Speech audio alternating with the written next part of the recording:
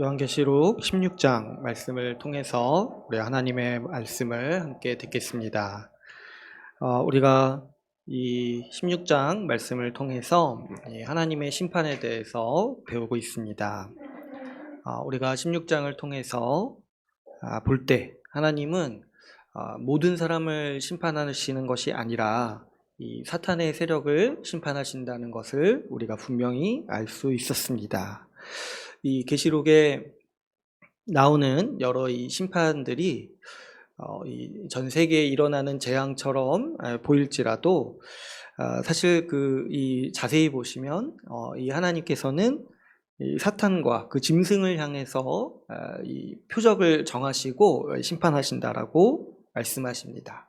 그러니까 사탄의 세력 그리고 그 짐승을 심판하시고 그 짐승에게 절하고 우상을 경배하는 자들에게 하나님은 심판하신다는 거죠.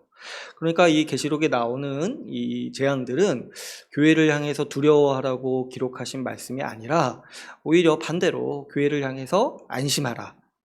하나님께서 교회를 박해하고 교회를 위협하고 또 이 우상 숭배로 미혹을 행하는 이 짐승의 세력들을 반드시 멸하시겠다라고 기록하신 이 말씀드린 겁니다. 이 하나님께서 이 사탄과 이 짐승의 세력을 심판하시는 이유가 있다고 했죠. 지난주 말씀에서 보면은 그들이 교회의 피를 흘렸기 때문에 하나님께서 그 피를 갚으신다라고 말씀하셨습니다. 그러니까 이 짐승과 사탄의 세력은 교회를 박해하고 또 악한 일을 행함으로써 하나님의 공의를 어그러뜨린 이 세력인 거죠. 그랬을 때 하나님께서는 그들을 심판하심으로 이 세상의 악한 자들을 벌하시고 그래서 하나님의 공의를 세우심으로 이 땅을 다스리신다라고 같이 함께 나누었습니다. 그렇기 때문에 교회는 이 하나님의 심판을 보면서 찬양하고 또 어떻게 찬양을 하냐니까 하나님의 심판이 의로우시다. 하나님께서 공의를 행하신다라고 우리는 고백하고 이 하나님의 심판이 옳다라고 우리는 이 고백하는 백성들임을 우리가 같이 함께 이야기했죠. 특별히 이 16장은 볼 때 하나님의 심판을 받는 사람들의 고통을 자세히 묘사하고 있다라고 이야기를 했어요. 그러니까 우리가 한번 생각을 해보면 이 하나님의 심판을 받아서 겪는 고통이기 때문에 여기 나오는 이 모습들이 사실은 이 지옥의 모습과 다르지 않다라는 것을 우리가 짐작할 수 있는 것이죠. 그래서 저도 이제 16장을 볼 때마다 지옥이 어떤 곳인가를 한 번 더 생각하게 되는 지점이 있는 것 같아요. 여기 심판을 받아서 이 고통을 겪고 있는 이 사람들의 모습을 볼 때, 이 사람들의 고통은 한마디로 하면은 하나님이 없기 때문에 경험하는 고통을 당하고 있다고 할 수 있습니다. 대표적으로 이 5번째 심판을 보면은 하나님께서 빛을 다 거두시고 어두운 가운데 살도록 하시죠. 우리가 하나님이 빛이시니까 하나님이 우리에게 빛을 비춰주시고 그렇기 때문에 우리가 우리 일상을 살아갈 수 있고 또 이 지혜를 갖고 삶을 살아갈 수 있는데 하나님의 심판이 있다는 건 뭐냐면 하나님이 그동안 베푸셨던 은총과 하나님으로 말미암아 우리가 누리던 모든 은혜를 다 거두신다는 거죠. 그래서 어둠 가운데 살아간다는 게 뭐냐니까 그동안 빛이신 하나님을 거부하면서 살아온 삶의 결과를 이제 피부와 이 육체가 느낄 수 있도록 경험하는 곳이 바로 이 어둠 가운데 살아가는 이 심판의 모습인 거죠. 하나님은 지금도 그렇게 행하시지만은 이 세상을 만드시고 이 세상에서 사람을 살아가도록 허락하신 분이에요.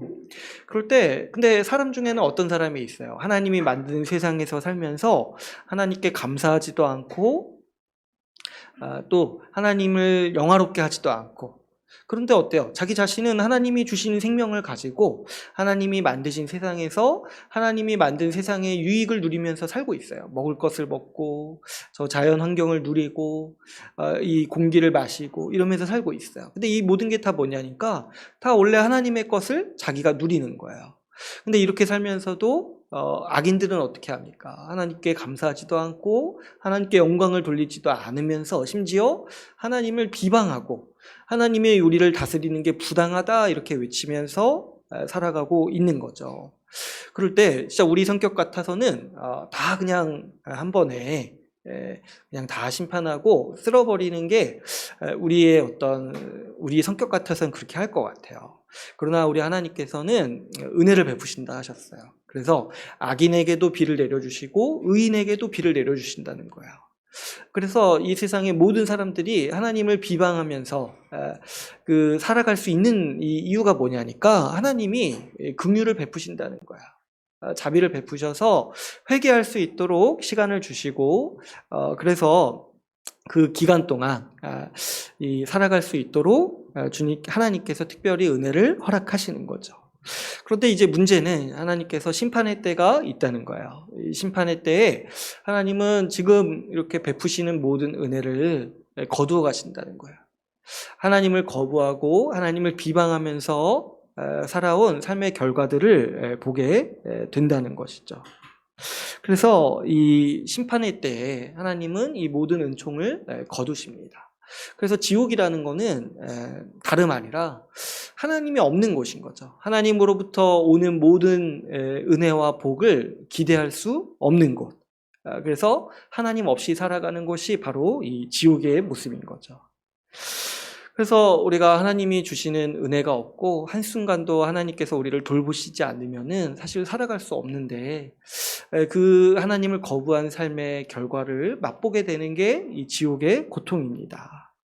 그런데 이 지옥의 모습에서 이 가장 처참한 모습 중에 하나는 무엇이었습니까? 바로 이 심판을 당하는 사람들의 이 반응입니다. 이 사람들은 어떻게 반응합니까? 이 사람들은 심판의 고통을 당하면서도 하나님을 비방하고 회개하지 않습니다.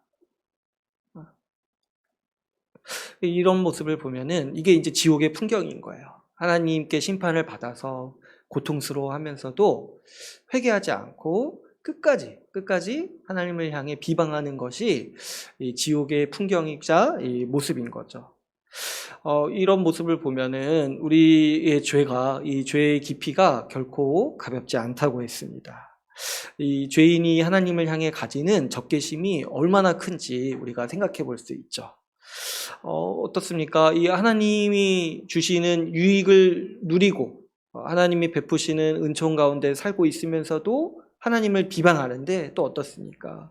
하나님이 주셨던 그 모든 것을 거두어 가시고 하나님의 모든 은혜를 거두어 가실 때도 하나님을 비방하고 욕한다는 거죠. 근데 그럼에도 불구하고 이 모든 고통에도 불구하고 이 죄인은 어떤 자들이냐니까 회개하지 않는다는 거예요. 그래서 지옥은 또 이렇게 표현할 수도 있어요. 회개가 없는 곳. 그러니까 회개할 수 없는 곳이 아니라 아예 회개하지 않는 자들의 살아가는 곳인 거죠. 고통스럽고 이 괴로울지언정 하나님을 향해 끝까지 비방하는 태도로 가득한 곳입니다. 하나님으로부터 오는 복은 사라졌지만 이 표독스럽고 고집스러운 자존심만 남아 있어서 그냥 그렇게 살아가기로 결단하는 곳이에요. 내가 하나님 비방하면 내가 하나님이 주시는 복 필요 없다. 나는 하나님을 끝까지 욕하고 비방하면서 그렇게 나는 이렇게 괴로움을 가지고 살아가겠다. 이렇게 마음 먹는 곳이 바로 지옥의 모습인 것이죠. 그래서 우리가 이런 이 지옥의 풍경들을 볼 때 우리가 이런 마음을 가지지 않은 것에 감사하고 또 우리가 회개하고 우리 주님을 선하게 여기는 그 마음에 있다는 것이 이것이 우리에게 하나님께서 베푸신 큰 은혜임을 깨닫고 살아야 된다라고 우리가 지난 시간 같이 함께 말씀을 나누었습니다. 오늘은 이제 이어서 하나님의 심판에서 이 6번째 심판과 7번째 이 대접 심판을 같이 함께 살펴보고자 합니다.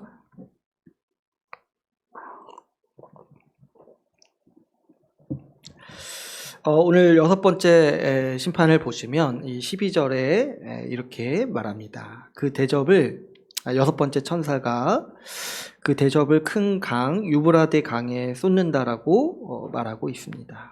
그럴 때 어떻게 됩니까? 이 강물이 말라서 동방에서 오는 왕들의 길이 예비되었더라 이렇게 말씀하고 있습니다. 여기서 이제 이 유브라데 강은요, 그 당시 이제 로마 제국 시대 때 로마의 국경이었어요. 그러니까 이 큰 강이 있어서 사실 큰 군대가 오는 것을 막을 수 있었고, 이 국경 지역이었기 때문에 안전하게 생활할 수 있었던 거죠. 근데 이제 하나님께서 심판하실 때 이 동방의 왕들이 올 수 있는 길을 열어놓으셨다 이렇게 말씀을 하는 거예요. 사실 이제 로마 시대 때 생각을 해보시면은 로마가 전 유럽을 지배했기 때문에 두려워할 만한 대상이 별로 없었어요.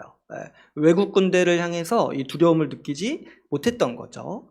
그런데 이제 이 유럽 지방은 이제 로마가 지배를 했지만은 그래도 아직 미지의 세계가 있었던 거예요. 뭐냐니까 저 유브라데 강 건너편에 있는 동방 지역에 대해서는 아직 이제 미지의 세계였던 거죠. 그래서 이제 막연한 두려움으로 있었던 거예요. 근데 이제 하나님께서 그러면은 여기서 이제 유브라데 강에 이 강을 마르게 하시고 동방 군대가 올 수 있도록 길을 여셨다는 건 뭐냐니까 하나님께서 외국 군대로 이 로마 제국을 심판하시겠다라는 의미를 가진 이 말씀인 것이죠. 그래서 이 로마 제국 사람들이 가장 두려워하는, 이 마음속 깊숙이 두려워하고 있던 그 동방 군대를 주님이 보내셔서 이 로마 제국을 무너뜨리시겠다 이렇게 이제 직접적으로 말씀하시는 본문이라고 볼 수 있습니다. 그런데 이 오늘 본문에서 보니까 13절에 보니까 이런 표현이 나오죠. 이 더러운 영이 나오는데 어디서 나오냐면은 용의 입과 짐승의 입과 이 거짓 선지자의 입에서 이 더러운 영, 이 귀신의 영이 나온다라고 이야기하고 있습니다. 이 용과 짐승은 우리가 앞에서 얘기했던 그 사탄의 세력을 얘기하는 거죠. 이 세 번째로 나오는 거짓 선지자는 둘째 짐승을 얘기하는 거예요. 짐승이 두 마리가 있었잖아요. 첫째 짐승은 스스로 우상이 되고 두 번째 짐승은 어떻게 해요? 이 거짓 선지자가 되어가지고 첫째 짐승을 섬기도록 행하는 일들을 한다고 했죠. 그러니까 여기 용, 짐승, 거짓 선지자는 앞에서 얘기했던 그 사탄의 세력들, 세 동역자가 함께 일하는 그 사탄의 세력들을 이야기한다고 볼 수 있습니다. 근데 이 사탄의 세력이 어떻게 합니까? 이 더러운 영을 보내서 어떻게 해요? 14절에 보시면 온 천하 왕들에게 가서 하나님의 하나님의 큰 날에 있을 전쟁을 위하여 그들을 모으더라 이렇게 말씀하고 있습니다. 그러니까 이 사탄의 세력이 하나님께서 군대를 보내시는 것을 보고 어떻게 행한다는 거예요. 자기 편에 서서 싸울 자들을 모집한다는 거예요. 자기 편에 싸울 자들을. 그래서 더러운 영, 귀신의 영을 보내가지고 전 세계 왕들에게 보내서 자기와 함께 자기 편에 싸울 자들을 모으기 위해서 미혹한다는 거예요. 그래서 이 귀신의 영이 기적도 일으키고 여러 가지 말들로 속여가지고 자기가 함께 싸우도록 군대를 모은다는 거죠. 그러니까 어떤 이 사탄이 어떤 태도를 가지고 있냐니까 끝까지 하나님과 대항할 태도를 가지고 있다는 거예요.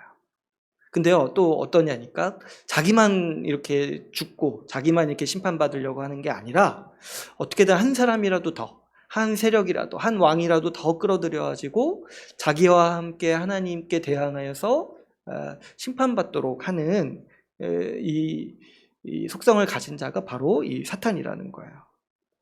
그런데 이 사탄의 세력이 하나님께 대항할 군대를 모으는 장소가 있습니다.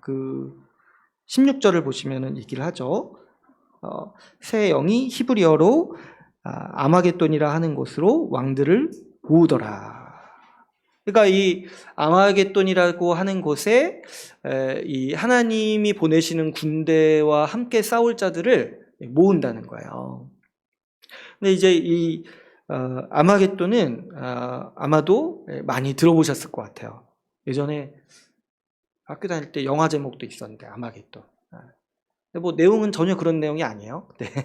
근데 이제 아마겟돈이라는 그래서 이 이미지를 이게 마치 지금 최후의 전쟁을 준비하는 것 같잖아요. 그래서 이제 사탄의 세력도 자기 전체 전력을 다 모으고 하나님이 이제 군대를 보내시고 이렇게 이제 하면서 이제 최후의 전쟁을 대비하고 그래서 인류 최후의 마지막 전쟁이 일어나는 곳 이렇게 이제 아마겟돈을 생각해 가지고 여러 사람들이 이제 이거를 이제 약간 이제 오용하는 모습들이 있는 것을 보게 됩니다.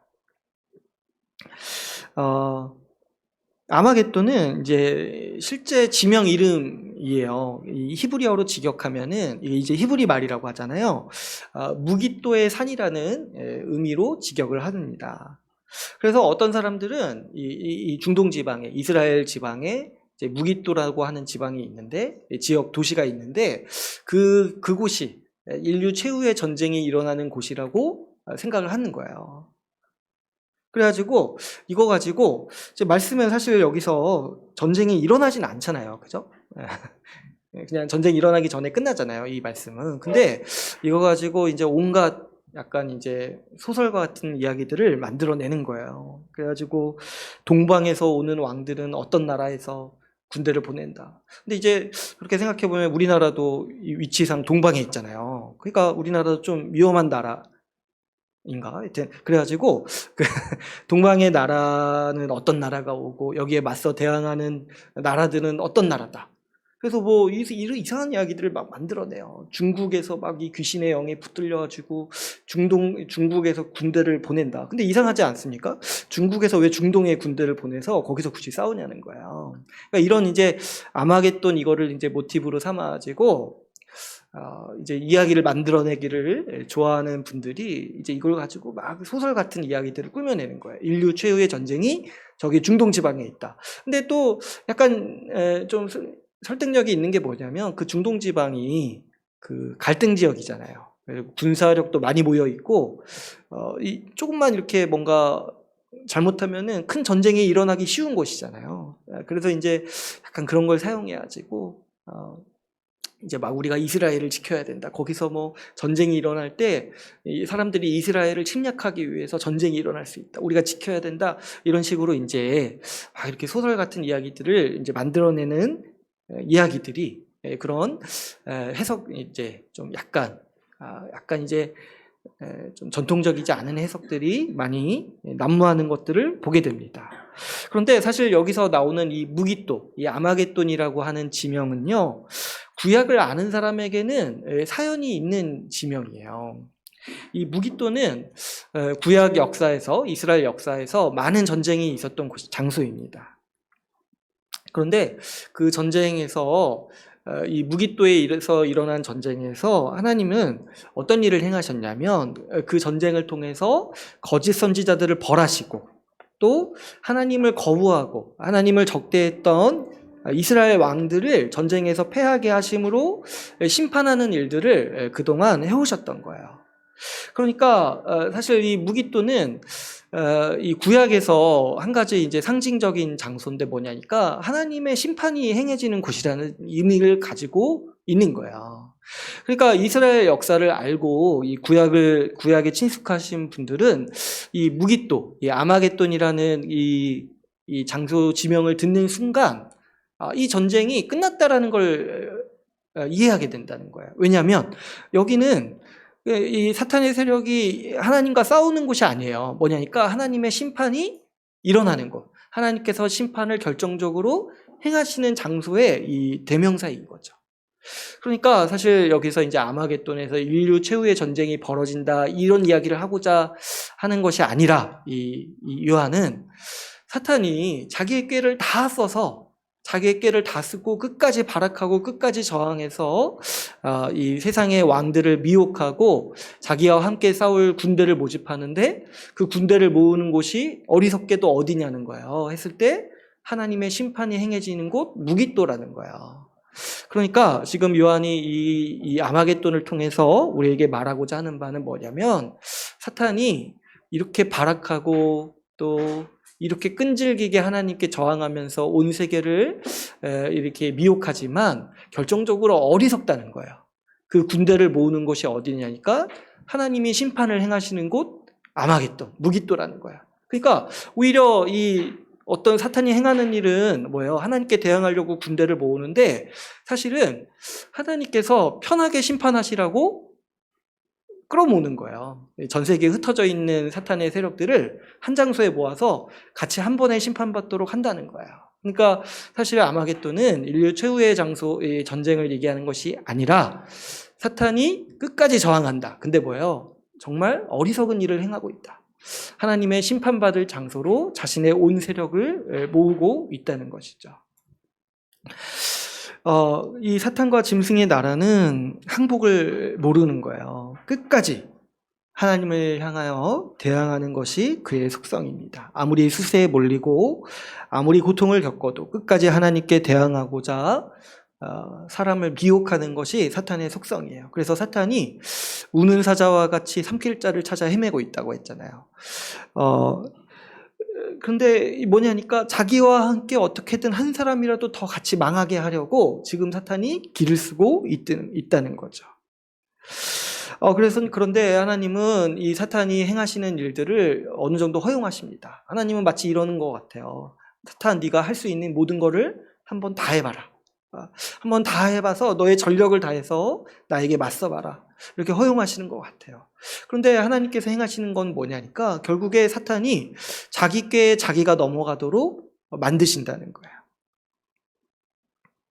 그래서 여러분 이제 아마겟돈 이제부터 이제 딱 아마겟돈이 상징하는 거는 절대로 이런 이제 뭐 인류 최후의 전쟁이 일어난다 이런 의미가 아니라 사탄이 끝까지 저항한다는 거. 그리고 두 번째로 뭐예요? 그가 자기 꾀에 넘어가서 하나님의 심판 아래서 반드시 무너진다는 거.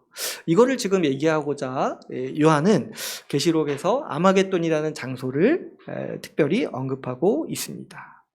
그래서 우리 일곱 번째, 오늘 본문의 일곱 번째 심판을 보면은 이 사탄의 나라가 산산조각이 나는 모습이 나옵니다. 17절에 보시면 이 일곱 번째 천사가 대접을 공중에 쏟습니다. 그런데 이제 공중은 우리 에베소서 말씀 이제 공부하신 분들은 아시겠지만 사탄의 이 권자가 있는 곳이에요. 그래서 10절에 나오는 이 짐승의 왕자와 같은 의미로 쓰고 있습니다. 공중. 그래서 이제 이스라엘 사람들은 사탄의 이 왕자가 공중이라는 곳에 이 공중이라는 장소에 있다라고 생각을 했어요. 그래서 이제 이 17절에 보시면 이 일곱째 천사가 이 공중에 대접을 쏟는 거예요. 근데 한번 잘 보시면은 이 대접을 공중에 쏟는데 무너지는 곳은 어디예요? 하나님께서 사탄의 왕자를 심판하시는데 결국 심판하시는 곳은 우리 이 말씀에 보니까 이 19절에 보시니까 큰 성 바벨론이 무너진다라고 이야기하고 있습니다. 바벨론은 이제 우리 계시록 앞에서도 나왔다시피 직접적으로는 그 당시 로마 제국을 의미하는 거예요. 이 계시록의 표현이라고 했어요. 근데 이제 로마 제국뿐만 아니라 이 바벨론이 상징하는 바가 뭐냐니까 성경 전체에서 하나님 나라를 대적하는 나라를 사탄의 나라, 이 짐승의 나라를 상징하는 것이 바로 바벨론인 거예요. 그래서 이것도 이제 우리가 상식적으로 알아두면 좋겠죠. 이 바벨론이라고 하면은 그 고대에 있던 그 국가만을 얘기하는 것이 아니라 이 짐승의 나라 전체를 얘기하는 거다. 그래서 이 계시록이 쓰여질 당시는 로마 제국을 지칭하는 이야기고 오늘날에도 바벨론이라고 하면은 이제 사탄의 나라를 상징하는 이 성경적 어법이다라는 것을 우리가 기억할 필요가 있습니다. 잠깐 이제 딴 얘기일 수 있지만 우리가 이제 수요 모임 때 교회사를 배우잖아요. 루터가 이제 그 당시 이 타락한 교황제도와 이 교회를 향해서 뭐라고 표현을 했냐면 지금 교회가 바벨론에 사로잡혔다라고 표현했어요. 교황제도를 향해서. 그러니까 그 당시 루터는 이 교황을 바벨론이라고 본 거예요. 교황을. 그래서 이런 식으로 이제 표현을 쓴다는 거죠. 바벨론을. 그래서 오늘 말씀은 이 사탄 나라의 멸망을 이 바벨론의 멸망으로 이 상징적으로 묘사를 하고 있는 것이죠. 근데 이제 19절을 보면은 이 큰 성 바벨론이 이 세 갈래로 갈라지고 이 만국의 성들이 무너진다라고 말씀하고 있습니다. 하나님께서 큰 지진을 보내셔가지고 나라를 쪼개버리신다는 거야. 쪼개버릴 정도로 이 그동안 사람들이 경험해보지 못한 지진을 보내셔서 이 나라를 쪼개보내시는데, 이 큰 성이잖아요, 바벨론이. 견고한 성, 무너지지 않을 성처럼 보이는 이 바벨론, 사탄의 나라를 하나님이 지진을 보내셔서 세 갈래로 나눠지게 하시고, 또 20절에 보시면 어떻게 해요? 섬도 없어지게 만드시고 그 산도 무너뜨리실 정도로 하나님께서 이 바벨론을 향해서 그분의 진노를 크게 쏟아내신다는 거죠. 그래서 아주 그 나라 자체가 산산조각이 나도록 만드신다라고 주님은 말씀하고 있습니다. 근데 거기서 끝나지 않고 이 21절에 보시면 이 우박을 내리신다라고 얘기를 하고 있어요. 21절을 보니까 한 달란트나 되는 우박이 내린다라고 말합니다. 근데 이 한 달란트는 대략 60kg 정도 된다고요. 그러니까 이게 사실 어마어마하죠. 하늘에서 60kg짜리 덩어리가 쏟아진다고 한번 생각을 해보세요. 여러분, 땅에서는 지진이 나서 땅이 세 갈래로 나눠질 정도로 무너지고, 모든 성이 세 갈래로 나눠질 정도로 지진이 있으면은 서 있을 수 있는 건물이 아무것도 없겠죠. 그 기반이 아무것도 없겠죠. 다 무너진다는 얘기예요. 그런데 거기에다가 어때요? 하늘에서는 60kg짜리 우박이 떨어지면서 도저히 누구도 버틸 수 없는 하나님의 심판을 내리신다는 거예요. 이런 재앙을 버틸 수 있는 세상, 그런 나라는 이 땅 가운데 없죠. 이 하나님의 진노가 얼마나 크신지, 이 사탄의 나라와 그 세력을 향한 하나님의 진노가 얼마나 크신지를 엿볼 수 있는 우리 묘사라고 볼 수 있습니다. 땅에서는 큰 지진이 나서 모든 땅에 하나도 서 있을 수 없도록 만드시고, 하늘에서는 60kg짜리 우박을 내리셔서 누구도 살아있을 수 없을 정도로 이 재앙을 내리신다는 거예요. 그래서 이 말씀을 이렇게 보면은 하나님은 이 사탄의 나라를 철저하게 심판하시겠다. 그리고 이 하나님의 진노로 이 사탄의 나라가 도저히 서 있을 수 없을 정도로 산산조각 내시겠다라는 이 강력한 의지를 우리가 이 말씀을 통해서 볼 수 있습니다. 오늘 이 6번째 심판과 7번째 심판을 종합해 보자면, 6번째 심판에서 하나님은 짐승의 나라를 심판하기 위해 외국 군대를 보내신다라고 말씀합니다. 그런데 이 짐승의 세력은 귀신의 영을 보내서 세상의 왕들에게 하나님께 대항할 군대를 모으자라고 미혹하죠. 그래서 끝까지 모든 수단과 방법을 동원해서 하나님과 싸우려고 합니다. 그런데 하나님께서 어떻게 하신다는 거예요? 도저히 저항할 수 없을 정도의 재앙을 내리심으로 반드시 이 사탄의 나라를 무너뜨리시겠다라고 주님은 강력한 의지를 우리에게 보여주고 계십니다. 오늘 우리가 해서 16장까지 해서 이 하나님의 대접 심판 시리즈를 이제 같이 함께 살펴봤는데, 오늘 특별히 이 16장에 이 하나님의 심판을 깊이 묵상하면서 3가지 정도로 우리가 묵상할 바를 좀 생각해보고 나누려고 합니다. 먼저 첫 번째로 우리가 이 16장에 하나님의 심판을 보면서 우리가 유념해야 할 것은 사탄의 나라가 반드시 무너진다는 거예요.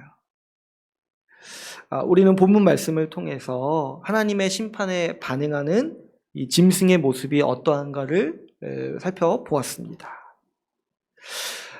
이 짐승의 세력, 사탄의 세력은 할 수 있는 모든 힘을 다해서 끝까지 하나님께 저항하려고 합니다.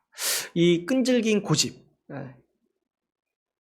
그런데 사실은 이 사탄은요, 누구보다도 잘 알아요. 하나님의 심판이 시작되었을 때 자기가 멸망한다는 것을 사실 누구보다도 잘 아는 존재가 이 사탄이에요. 예수님이 이 땅에 오셨을 때 누구도 예수님이 어떤 분인지 잘 못 알아봤어요, 사람 중에는. 근데 예수님이 오고 자기의 멸망을 가장 빨리 눈치챈 자들이 바로 귀신들이었어요. 그래서 예수님을 보자마자 고백했던 게, 왜 오셨냐? 나를 멸하러 오신 거냐? 이렇게 이제 이 절규를 하죠.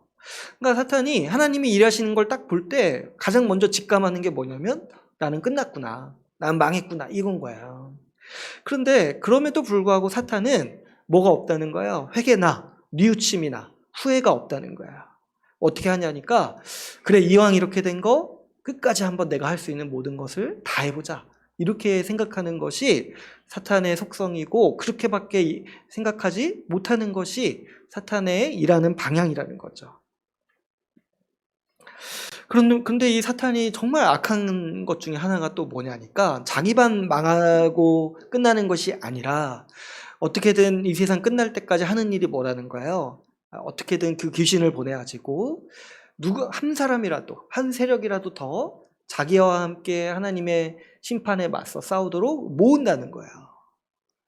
그러니까 자기가 누구보다도 잘 알아요. 자기가 멸망할 거라는 걸. 그런데도 어떻게든 한 사람이라도 더 자기와 같이 망하게 하려고 귀신의 영을 보내서 미혹하는 존재라는 거예요. 끝까지 전력을 다해서 하나님께 대항합니다. 근데 여러분 한번 생각해 보시면 사탄이 이렇게 귀신의 영을 보내고 여러 가지 이적을 행하면서까지 미혹할 때 어떻게 미혹하겠습니까? 내가 힘이 얼마나 센지, 이 짐승이 내가 힘이 얼마나 세고 이 전쟁에 얼마나 승산이 있는지 여러 가지 말로 설득하고 또 우리에게 얼마나 이 전쟁에 참여하면은 그러니까 이 우상숭배에 참여하면 얼마나 큰 유익이 있을지에 대해서 속이고 이런 여러 가지 말로 우리를 미혹하지 않겠냐는 거예요. 그때 우리가 이 미혹에 대해서 우리가 분명히 생각해야 되는 거는 뭐냐면 하나님은 아무리 견고한 큰 성 바벨론처럼 보일지라도 하나님은 반드시 사탄의 세력을 무너뜨리신다는 거예요. 사탄은 우리에게 미혹할 거예요. 나는 절대로 무너지지 않아. 나와 함께 있자. 내 편에 서서 싸워라. 나는 절대 무너지지 않는 견고한 성이야. 그래서 내 편에 서서 싸우면은 너도 승산이 있고 너도 성공할 수 있고 너도 편하게 살 수 있어. 이렇게 미혹할 거 아니겠습니까? 그럴 때 우리가 분명히 분별하고 기억해야 되는 건 뭐냐면 아무리 그 짐승의 세력, 그 우상의 힘이 세 보이고 영향력이 커 보여도 하나님은 반드시 그 짐승의 세력을 무너뜨리신다는 거예요. 산산조각 내도록 무너뜨리신다는 거예요. 그래서 우리는 그런 미혹에 속지 않고 그런 거짓말에 넘어가지 않도록 특별히 이 일에 대해서 주의해야 될 필요가 있습니다. 여러분 이것을 주의하세요. 아무리 힘이 센 우상이라도 반드시 무너집니다. 짐승이 만들어낸 우상을 섬기는 사람들이요 억지로 우상을 섬기는 게 아니라고 했어요. 다 미혹당해서 우상을 섬기는 거예요. 우상에게 매력을 느끼기 때문에 우상을 섬기는 거죠. 우상이 가진 힘을 보고 저 우상이 나에게 안정감을 줄 것이라고 생각을 하는 거죠. 우상이 누리는 사치를 보고 저 우상이 나의 허영심을 채워줄 것이라고 느끼는 거예요. 그래서 우상에게 매력을 느끼는 거예요. 그래서 우상을 따르죠. 우상이 큰 성 바벨론처럼 보이니까요. 그런데 하나님은 반드시 아무리 견고하고 세고 무너지지 않을 것처럼 보이는 큰 성이랄지라도 하나님은 반드시 무너뜨리십니다. 아무리 추종자가 많은 우상이라도 하나님은 반드시 무너뜨리십니다. 그때 이 하나님이 우상을 무너뜨리실 때 한번 생각해 보시면 사탄과 짐승의 사력, 이 우상이 무너질 때 우상을 의지하면서 살던 사람들의 삶도 같이 함께 무너집니다. 지진을 보내셔서 서 있을 수 있는 게 아무것도 없도록 하신다고 했어요. 우박을 보내셔서 60km짜리 우박을 보내셔서 피할 수 없도록 하신다고 하셨어요. 여러분 한번 생각해 보세요. 로마 시대 때 로마 제국 아래서 살아가던 사람들이 그 시대 때 사람들이 누가 로마 제국이 무너질 거라고 감히 생각을 했겠습니까? 많은 사람들이 끝나지 않을 거라고 생각했어요. 로마 제국은 영원할 거라고 생각했어요. 그래서 로마를 의지하고 황제를 숭배하며 살다가 결국에 마지막에 로마가 무너졌을 때 수많은 사람들이 절망하면서 아주 우울하게 살아왔던 기록들이 역사에도 남아있어요. 심지어 그때 교회 어떤 이들도 로마가 무너지니까 하나님 나라가 멸망하는 것처럼 느끼는 분들도 있었다고 해요. 그만큼 로마를 의지하고 로마의 힘에 의지하면서 로마를 우상으로 섬기면서 살았던 사람들의 삶이 로마가 무너지니까 다 산산조각이 났던 거예요. 여러분 오늘날도 마찬가지지 않겠습니까? 사람들은 하나님이 아닌 수많은 우상을 의지하면서 살아갑니다. 그 견고해 보이는 우상을 통해서 안정감을 누리고 거기에서 만족과 사치를 누리려고 합니다. 그런데 불행하게도 우리 시대에 아무리 견고해 보이는 우상이라 할지라도 사실 10년 이상 가는 우상 찾아보기가 오늘날에는 힘듭니다.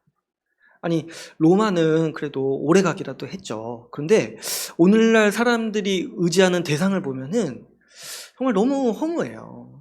2년, 3년 정도도 버티지 못하는 우상들을 오늘날 현대인들은 의지하면서 살아가고 있어요.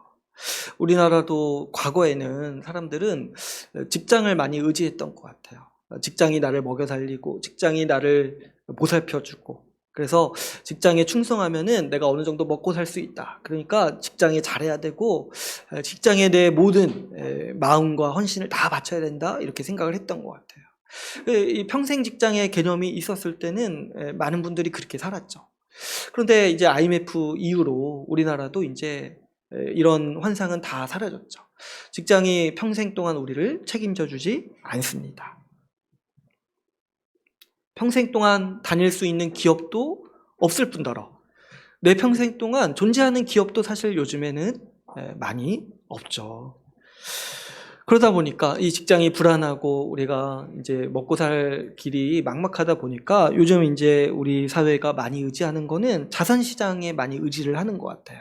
이 노동에서 먹고 사는 게 많이 힘들어지다 보니까 사람들은 자산 시장에 많이 빠지죠.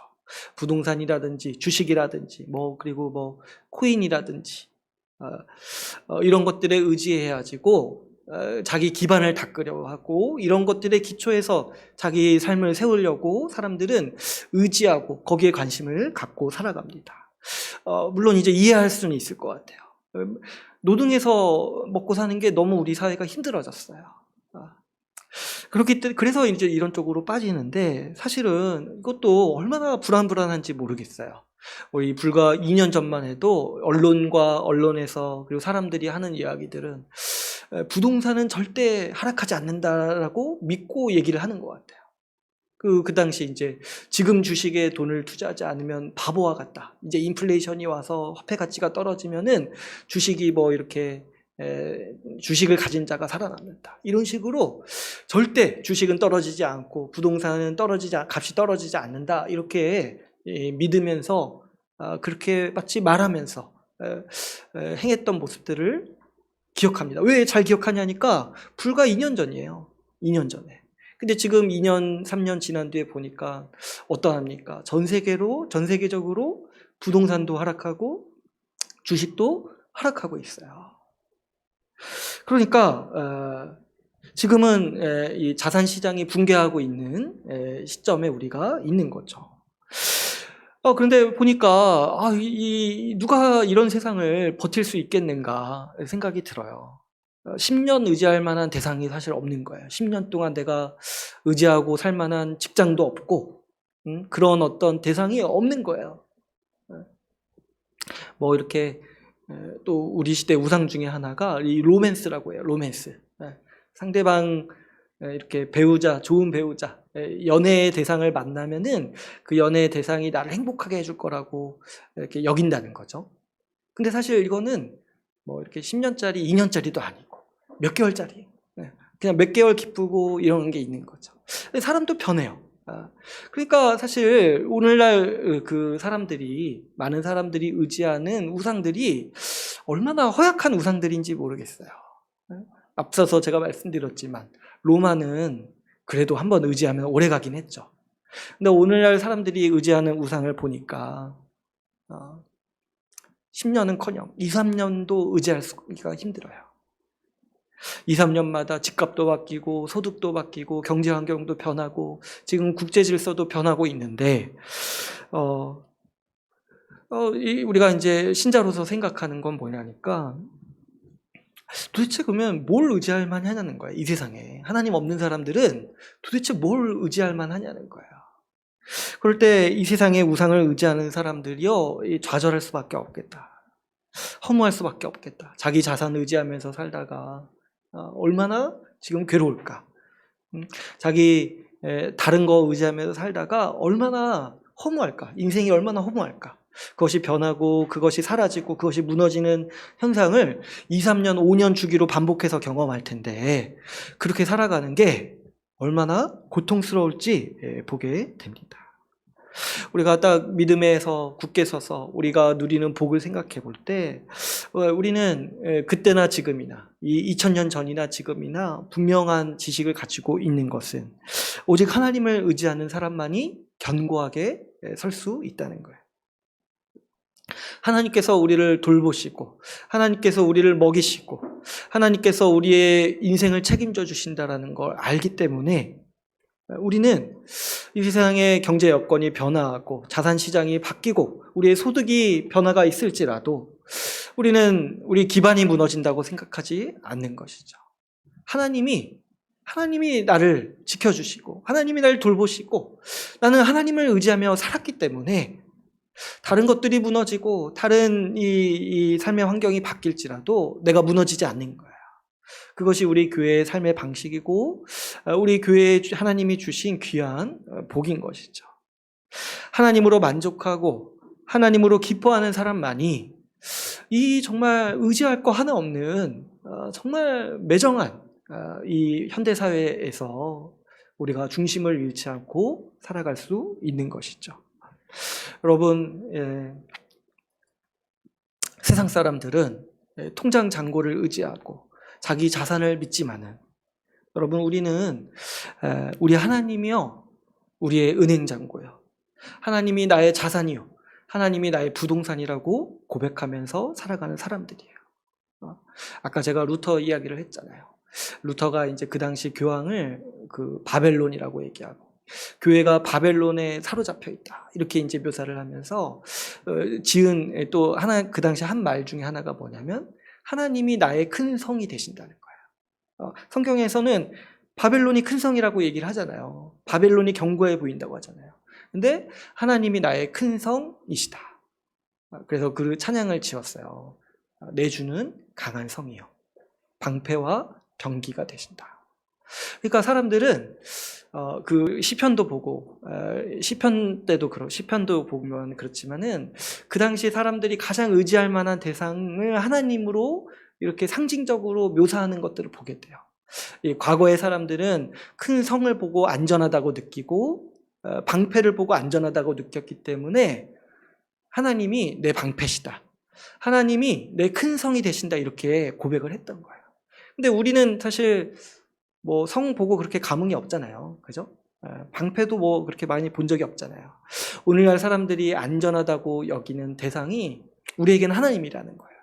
그래서 어떻게 고백하는 거예요? 하나님이 내 월급이시다. 하나님이 내 자산이다. 하나님이 내 부동산이시다. 그와 같이 나를 견고하게 지켜주시고 나를 모든 위협으로부터 방어해 주시고 나를 돌보시는 분은 바로 하나님이시다. 우리는 이렇게 고백하면서 살아가는 것이 마땅합니다.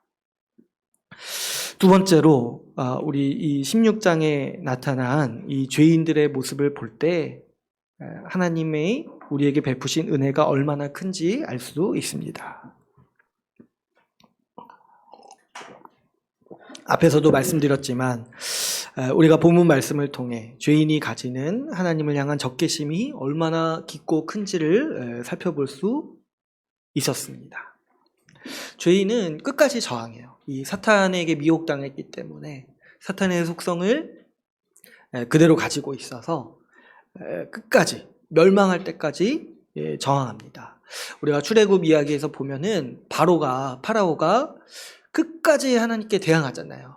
마지막에 10번째 재앙에 자기 자식이 죽어서 찬염해서 이스라엘을 보내주는데 그래도 어때요? 그래도 포기하지 않고 다시 이집트에 군대를 보내서 이스라엘을 치려하죠.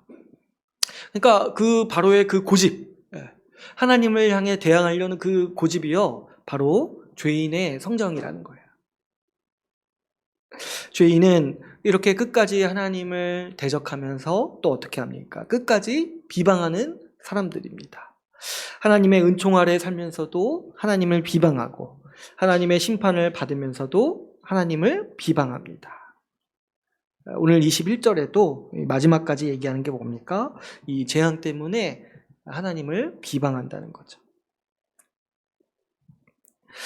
그래서 이 죄인은 어떤 자냐니까 끝까지 자기가 멸망하는 걸 알면서도 멸망할 때까지 차라리 멸망하기를 원할 정도로 끝까지 하나님과 싸우면서 하나님을 향해 비방하는 것이 죄인의 성정이고, 이것이 죄인의 깊숙이 자리 잡고 있는 하나님을 향한 적개심이라는 거예요. 그래서 여러분, 우리 죄인이 가지고 있는 죄가요, 결코 작지 않다는 거죠. 우리 안에도 원래 이러한 하나님을 향한 적개심이 다 있었습니다. 우리가 우리의 죄인됨을 볼 때 내가 얼마나 하나님을 미워하고 그분의 말씀에 적대감을 갖고 살았는지를 우리 스스로를 보게 됩니다. 우리가 하나님 앞에 복음을 듣고 회개할 때 내가 얼마나 깊은 죄인인지를 보게 되는데요. 그런 것 같아요. 하나님을 내가 얼마나 증오하면서 살았는지, 얼마나 그 하나님의 말씀에 깊은 반감을 가지고 있는지를 보게 됩니다. 여러분, 우리 죄의 뿌리는 상상 이상으로 깊고, 우리 죄의 뿌리는요, 영적인 영역을 발휘하고 있어서 우리가 인식하지 못하는 차원에서조차 영향력을 발휘하고 있어요. 그 하나님을 향한 적개심이 얼마나 큰지, 하나님의 말씀을 듣는 것을 얼마나 싫어하는지, 하나님의 말씀을 향해서 반감이 얼마나 일어나는지 몰라요. 우리 이 자연적인 성정에서는. 그런데 이런 우리를 하나님께서 변화시켜 주셨습니다. 이 은혜가 큽니다. 우리가 얼마나 깊이 하나님을 증오하고 하나님의 말씀을 싫어했던 존재였는데 하나님이 우리의 그런 마음을 바꿔주신 거예요. 이 자연 상태에서 이 하나님을 모르는 사람은요, 하나님의 말씀을 들을 수가 없어요. 간단한 말씀도 들을 수가 없어요. 아무리 전날에 많이 자도 예배 자리에 오면은 자게 돼요. 하나님의 말씀을 그 온 존재가 듣기 싫어하거든. 그러니까 들어도 이해할 수 없고, 간단한 하나님의 말씀도 들어도 이해할 수 없고, 왜 그러냐니까 영적 존재로부터 그 하나님의 말씀을 거부하고 적개심을 가지고 있기 때문에 하나님의 말씀을 향해서 거부하고 설사 들었다 할지라도 깊은 반감을 마음에 품게 되는 거죠. 이게 원래 우리의 본성이었어요. 그러나 우리 주님께서 이런 마음을 우리에게 바꿔주신 거예요. 이런 우리의 마음을 바꿔주셔서 우리가 하나님을 향해서 하나님의 말씀을 듣도록 우리의 마음을 바꿔주셨어요. 우리가 그렇지 않았다면, 하나님께서 우리의 마음을 바꿔주셔서 말씀을 듣도록 하시지 않았다면요, 우리는 복음을 들어도 다 거부했을 거예요. 그러나 물론 듣지도 않았을 거예요. 그러나 우리 하나님께서 우리 마음의 중심으로부터 우리를 새롭게 하셔가지고 이 반감, 이 거부 반응을 제거해 주시는 거예요. 그래서 우리가 하나님의 복음의 말씀을 듣도록 하시고 우리가 하나님의 말씀을 받아들이도록 하신 것이 우리 주님의 역사라는 거예요. 성경에서는 이렇게 하시는 하나님의 일을 중생이라고 합니다. 중생. 거듭나도록 하셨다는 거예요. 우리 이전의 마음을 버리게 하시고 거듭나게 하셔서 우리가 새 마음으로 하나님을 향해서 적개심을 버리고 하나님을 향해서 호의를 가지고 하나님의 말씀을 향해서 듣도록 하는 마음을 우리에게 주셨다는 거죠. 여러분, 이게 우리에게 얼마나 강력한 은혜인지 모르겠습니다.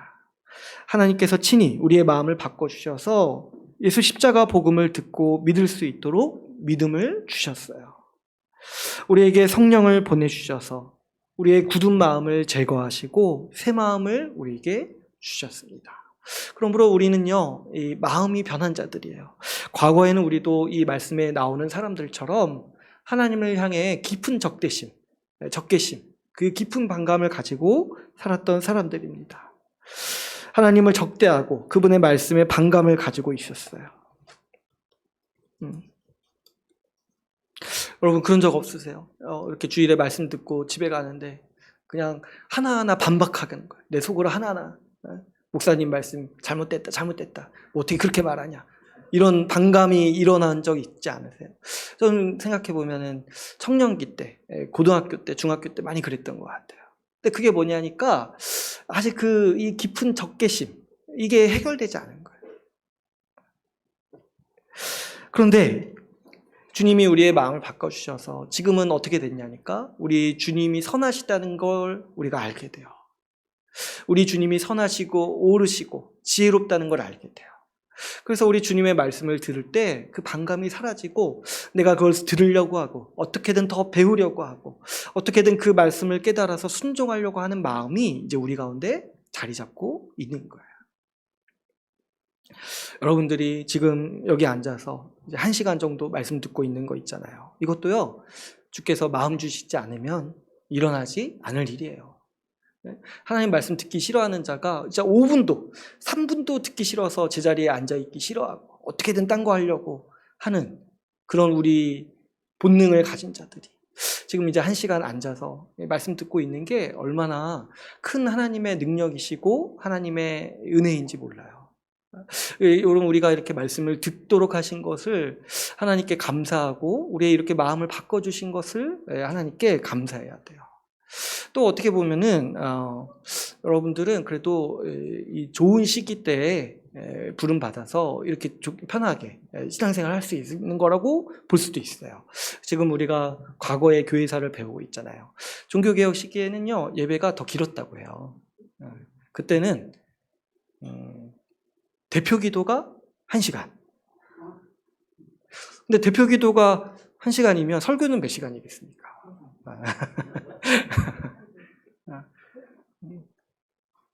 그리고 그때는 제가 이제 본 기록 중에는 그때는 이제 의자가 귀해가지고 설교자가 의자에 앉고 청중들은 다 서서 말씀을 들었다고 해요. 근데 저는 그게 맞다고 생각해요. 다리가 아파요, 여러분. 서서 말하면. 어쨌든 우리는 지금 앉아서 1시간 정도 듣잖아요. 과거에는 우리 청교도들이나 이제 신앙의 선배들은 1시간 아래로 설교 끝난다고 생각을 안 했죠. 다 이렇게 와서 2시간, 3시간 이렇게 말씀 듣고 진지하게 생각하고 다 살았던 거예요. 근데 이제 지금은 시대가 그래서 그만큼 많이 악해졌다고 사람들이 말하는 게 뭐냐니까 일단 설교 시간이 너무 짧아졌어요. 그래가지고 뭐 30분, 20분 이렇게 설교하는 교회도 많다고 하고 물론 이제 설교 시간만 갖고 그렇게 얘기하는 것도 좀 너무 나간 거지만 어쨌든 우리가 지금 이렇게 1시간 정도 말씀 듣고 같이 이렇게 또 어때요? 끝나고 나서도 말씀 공부하고 이렇게 살아가는 것이요, 하나님께서 우리 마음을 바꿔주시지 않았다면, 우리에게 은혜를 베푸시고 긍휼을 베푸시지 않았다면, 우리의 그 억센 성향, 그 억센 하나님을 향한 적대감을 다스려 주시지 않았다면 우리에게 절대로 일어나지 않을 일이라는 거예요. 이 하나님의 은혜가 얼마나 큰지를 우리가 반드시 기억해야 됩니다. 우리는 이제 하나님을 향해서 적대감이 없어요. 하나님의 선하심을 보고 하나님의 선하심과 그분의 영광을 알아서 이제 하나님을 바라고 하나님을 사랑합니다. 하나님을 의지할 뿐만 아니라 하나님의 영광을 위해 살아가고자 하는 마음을 가지고 우리는 있는 것이죠. 또 어떻습니까? 사탄의 나라에서는 자기만을 위해서 살던 자였지만 이제 교회에 속하여서 교회를 내 몸, 내 한 몸으로 여기면서 살아갈 수 있는 마음도 우리 주님께서 주셨어요. 나 자신만 챙기던 이기적인 사람이었는데 하나님을 향해서는 적대하고 나를 향해서만 살던 사람이었는데 이제는 하나님을 사랑하고 어떻게든 주를 위해서 살아가려고 애쓰고 또 어떻습니까? 이제 교회를 내 몸으로 여겨서 내 지체로 여겨서 교회의 지체를 돌보기 위해서 살아가는 자로 주님은 우리의 마음을 바꿔주셨어요. 이것이 하나님이 우리에게 베푸신 크고 강력한 은혜라는 것을 기억해야 됩니다. 우리가 얼마나 크게 변했는지를 기억해야 돼요. 오늘 마지막 3번째로 우리 본문 말씀이 우리에게 말씀하고 있는 것은 주께서 우리에게 주신 은혜를 지키라고 우리에게 권면하고 있습니다. 여러분, 이렇게 우리가 크게 변했어요. 크게 변했어요. 우리 16장에 멸망받는 사람들과 같은 자들이었는데 그 마음으로부터 변화되어지고 크게 변했어요. 근데 요한계시록에서 이렇게 우리 성도들이 변했다, 완전히 다른 사람이 되었다라는 것을 표현할 때 어떤 이제 이 상징을 쓰냐면은 주님께로부터 흰 옷을 받았다라고 묘사를 해요. 6장 11절에 보면은 예수님이 우리 이제 교회에게 흰 두루마기, 흰 옷을 주신다라고 말씀하고 있습니다. 그러니까 이 흰 옷이 뭐냐니까 하나님께서 신자에게 주시는 신자의 정체성, 그 신자로서의 변화를 이야기하는 거죠. 그런데 이 흰 옷을 오늘 본문 말씀에서 15절에 보시면은 깨어 자기 옷을 지키라고 말합니다. 여기서 말씀하는 자기 옷이 뭐예요? 예수님이 우리에게 주신 옷, 신자로서 받은 은혜, 신자로서의 정체성을 지켜라 라고 오늘 주님은 우리에게 말씀하고 있습니다. 근데 이 상징과 비유가 정말 참 절묘한 것 같아요. 근데 이 옷이 뭐냐니까 흰 옷이라는 거예요. 흰 옷. 여러분, 흰 옷을 한번 생각해 보면 흰 옷은 지켜야 돼요. 흰 옷은요, 좀 어때요? 자기를 관리하는 사람만 입는 옷이라고 하죠. 흰 옷을 입었을 때 우리가 함부로 행동하지 않잖아요. 어떻게든 조심하고, 어떻게든 그 옷을 지키기 위해서 애를 쓰고 신경을 많이 쓰죠. 흰 옷을 입고 나오는 날에는 아무래도 어떻습니까? 자기 자신을 더 잘 살피죠. 뭐 묻으면 안 되니까. 그리고 또 뭐 묻으면 너무 티가 나가지고 그것 때문에 괴로워해서 바로 어떻게 해요? 바로 씻고 물로 씻어내고 어떻게든 털어내려고 하죠. 이러한 태도처럼 하나님께서 우리에게 주신 은혜를 지키라고 오늘 말씀은 이렇게 우리에게 권면하고 있는 거예요. 주님께서 주신 그 흰 옷, 자기 옷을 지켜라. 그러므로 여러분, 우리는 평생 동안 흰 옷을 입고, 신자로서의 흰 옷을 입고 평생 동안 자기 자신을 살피고 지키는 사람들이라는 거죠. 여기서는 이제 지키라고 말씀하시고 22장에 가면은 자기 옷을 빨라고 말씀하세요. 재밌죠? 그러니까 흰 옷을 지켜라. 그리고 또 어떻게도 말씀하신 거예요. 흰 옷을 빠는 자가 되어라. 지키기에 힘쓰는 사람은 반드시 또 어떻게 삽니까? 더러워졌을 때 반드시 빨죠. 이 말씀을 우리가 깊이 생각해 볼 때, 여러분, 우리는 무엇보다도 우리 신자의 정체성, 우리 주님께서 우리를 변화시켜 주신 그 은혜를 우리는 반드시 지켜야 됩니다. 여러분, 변화된 마음을 주셨으니까요, 이 마음과 이 태도를 우리가 지키면서 살아갑시다. 말씀을 사랑하는 마음을 우리에게 주셨어요. 그래서 우리 이 마음 지키면서 살아갑시다. 우리는 말씀을 사랑하고 말씀을 배우고 말씀을 듣는 사람들이에요. 여기에 자부심을 가지셔야 돼요. 여러분, 흰옷 입은 사람들이 자기에 대해서 자부심을 갖듯이, 자기를 다른 사람과 구별하듯이, 우리가 하나님께서 우리에게 주신 은혜가 뭐냐니까 우리는 말씀을 듣는 자라는 거예요. 말씀을 듣도록 하셨고 말씀을 듣고 깨닫도록 하신 자라는 거예요. 그러니까 우리에게 주신 그 은혜를 우리는 반드시 소중히 여기고 이 마음 자체를 지켜야 돼요. 내가 말씀을 향해 사랑하려는 마음이 있고 말씀을 들으려고 하는 마음이 있다는 것 자체가 얼마나 귀한 은혜인지를 기억하고 이 마음을 지키도록 해야 됩니다. 또 어떻습니까? 우리 가운데 주님은 하나님을 사랑하는 마음을 주셨어요. 하나님을 사랑하는 마음. 우리 안에 하나님을 향한 적대감이 없다는 게 얼마나 큰 은혜인지를 기억하셔야 돼요. 하나님을 사랑하고 하나님을 위해서 살려고 하는 의지와 마음이 있다는 것을 기억하시고 이것을 잘 간직하고 지켜야 됩니다.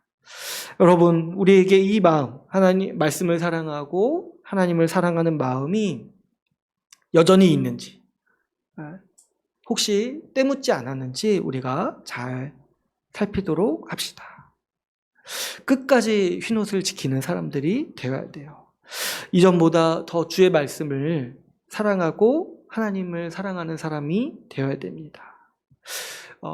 혹시 살다가 신앙생활 하다가 중간에 그 거스르는 마음이 묻었는데 그거 털어내지 않고 그대로 살다가 나중에는 그게 더 커질 수 있어요. 분명히 과거에는 내가 말씀도 열심히 배우고 하나님을 향해 열정이 있었는데 어느 순간 뭐가 때가 묻었는데 이거 해결하지 않고 있다가 어느 순간 흰옷인 것을 못 알아볼 정도로 더 많은 더러움과 때가 묻혀가지고 그 마음 자체를 상실해버리는 사람들이 종종 우리는 보게 됩니다.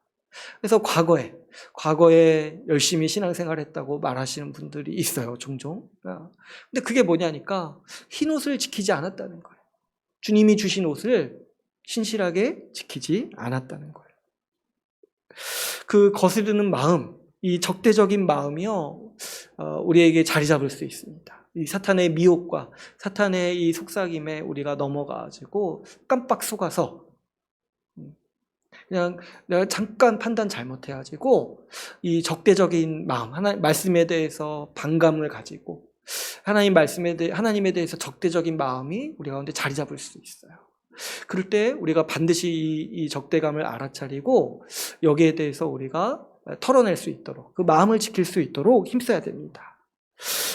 이 주께서 주시는 은혜를 잃어버리지 않고 지키는 것이 뭐냐니까 빨래하는 거라는 거예요. 빨래하는 거. 이 흰옷을 지킬 수 있도록 빨래를 해야 된다는 거예요. 근데 이 빨래가 뭐냐니까 바로 회개를 의미하는 거예요. 마음을 회복할 수 있도록 우리가 회개에 힘써야 된다는 거죠. 조금 내 안에 이 거부 반응과 적대감과 또 이 말씀을 향해서 약간 이제 멀리하는 마음이 들어올 때 우리는 그 즉시 빨래를 해야 돼요. 회개해야 돼요. 이거를 회복할 수 있다고 믿어야 돼요. 그 과거에 내가 하나님께 가졌던 열정과 그 하나님을 사랑하는 마음과 말씀을 사랑하는 마음을 회복할 수 있어요. 우리는. 왜 그러냐니까 우리 주님께서 우리에게 회개의 은혜를 주셨기 때문이죠. 도저히 이 말씀 듣는 태도, 하나님을 사랑하는 마음을 회복하지 못하는 분들도 간혹가다 있습니다. 그때 특별히 이 빨래가 필요한 거예요. 이 회개가 필요한 거예요. 회개의 능력이 우리 신자에게 있습니다. 주님은 우리에게 이 회개할 수 있는 능력을 주셔서 우리가 잠시 잠깐 넘어지고 잠시 잠깐 실수했더라도 우리가 회복할 수 있도록 하나님은 우리에게 큰 능력을 주십니다. 그러니까 내가 지금 너무 멀리 왔다. 내가 너무 과거의 열정과 하나님을 사랑하던 마음에서 너무 멀어졌다 하더라도 낙심하면 안 되는 것이죠. 그 낙심하는 것 자체가 사탄의 미혹인 거예요. 하나님이 우리에게 회복할 수 있는 은혜, 회개의 은혜를 더하여 주셨어요. 우리는 이 지속적인 회개로 우리에게 주신 흰옷을 지키면서 살아갑니다. 그러므로 여러분, 우리가 이 마음 지키면서 끝까지 우리가 이 흰옷을 지키고 하나님이 주시는 은혜를 지키면서 살아가기를 바랍니다. 이제 오늘 말씀을 맺겠습니다. 오늘 본문 말씀을 통해 우리는 하나님의 심판을 끝까지 대적하는 이 세력들의 참상을 함께 살펴보았습니다.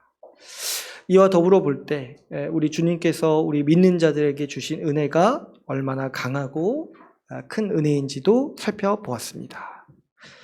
하나님께서 예수 십자가 복음으로 우리를 저 지옥의 심판에서 건지셨습니다. 영원한 하나님 아버지를 의지할 기반으로 삼고 자산으로 여기며 살아가도록 우리에게 은혜를 베푸셨습니다. 우리가 이 은혜를 간직하고 지키면서 살아갑시다. 세상에 많은 우상들이 자기의 힘을 자랑하고 자기의 사치를 자랑할지라도 우리는 그러한 것들을 가볍게 여기며 오직 우리 하나님께만 충성되게 살아가는 주의 백성으로 살아가기를 간절히 소망합시다. 오늘 말씀을 마치고 같이 기도하는 시간을 갖도록 하겠습니다.